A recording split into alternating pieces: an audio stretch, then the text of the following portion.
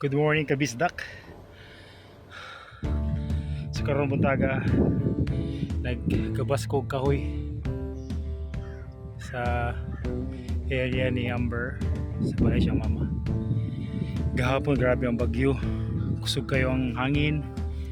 Timbrag first time na ko to na experience since nagpuyo ko sa Davao. Free typhoon nun sa Davao. Ma-feel na ko ang vibration sa tulak sa hangin sa masakyanan. Karon gabas ako mga kahoy na nga bali. Grabe.